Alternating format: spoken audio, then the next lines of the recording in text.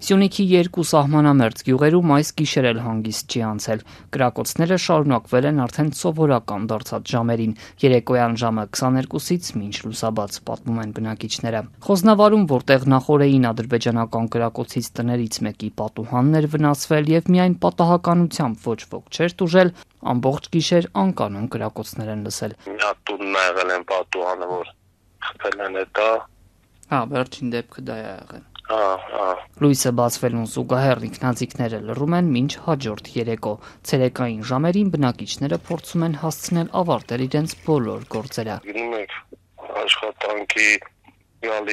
աշխատանքի գնալը որ նայ գյուղի մեր բնական գործով էլի։ Ցերեկը չեն կրակում, չի խանգարում էլի։ Նախորդ գիշեր տեղի ունեցած սահմանային միջադեպերի մասին ոչ հայկական, ոչ էլ ադրբեջանական կողմը պաշտոնապես չի հաղորդել։ Հայաստանի պաշտպանության նախարարության վերջին հաղորդագրությունները թեև Խոզնավարում քաղաքացիական ենթակառուցվածքների թիրախավորման մասին էին, բնակիչները պատմում են, գիշերներն ավելի դարված են անցնում հարևան Խնածախում։ Այնտեղ ավելի հաճախ են կրակոցներ լսում։ Խնածախում հաշվել են, կրակոցների ներքո են լուսացնում արդեն 1 ամիս եւ 4 օր։ Ժողովուրդը իր ծխողամասները չեն գնում, վախենում են, արոտավար չկա, անասունները ծախում են։ Այսպես որ շարունակվեց, այլ ստեղ չեն մնա։ Տարել դուրս կգան գյուղի։ Չնայած խնածաղցիները կրակոցների մասին ահազանգում են ամեն օր, պաշտպանական գերատեսչությունը մինչ այս պահը գյուղի ուղղությամբ ադրբեջանական կրակի մասին պաշտոնապես 2 անգամ է հաղորդել, վերջինը շուրջ 2 շաբաթ առաջ։ Այս շաբաթներին պաշտպանության նախարարությունը հիմնականում ադրբեջանական կողմի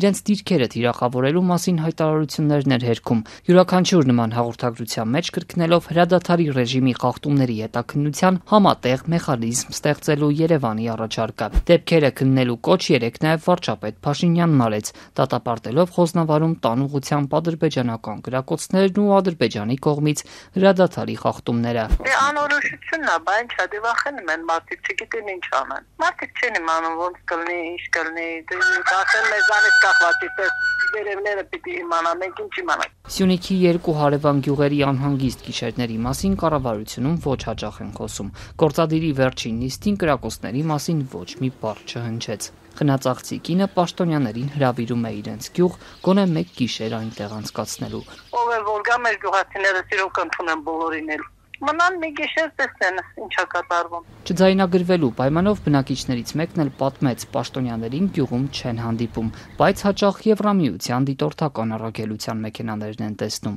Շփվեցինք մեր բնակիչների հետ։ Իսկ մի քանի օր առաջ իշխանական պատգամավորներ Արսեն Թորոսյանի եւ Դավիթ Դանիելյանի իրենց գյուղ կատարած ցերեկային այցի մասին post factum են իմացել, համացանցում լուսանկարներ տեսնելով։ Կառուցվի